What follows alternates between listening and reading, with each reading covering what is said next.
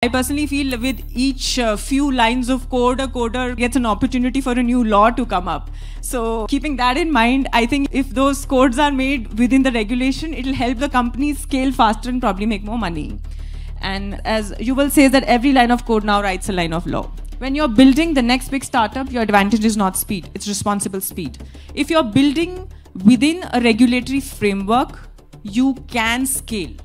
There is no point scaling a company and then receiving a notice under section 33 of the DPDP Act saying that you guys are in violation. It really does not help anybody's cause. And I always say compliance is cheap, litigation is expensive. If this is done at the right time, it's a cost-saving mechanism, not an expense on the balance sheet. If there are three things that one needs to understand in terms of compliance, this would be it. Your DPDP Act, your DPDP rules, your IT rules, and your AI governance guidelines. If you're compliant to these, you're good to go.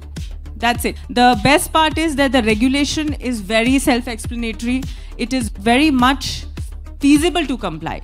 It's only if you could use it in the design itself.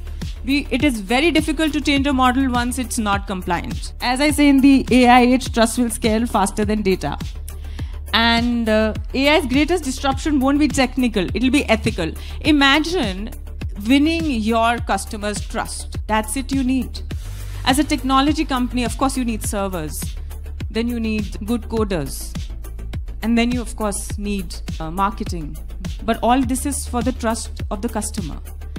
And it takes one breach to lose that trust for good.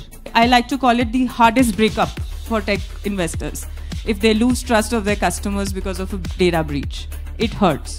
And I think we're not building companies for penalties. We are building companies to create trust and innovate. Because we're building in an India that is pushing innovation but is legally very awakened. So consent and trust are the two key words that you need to take away today.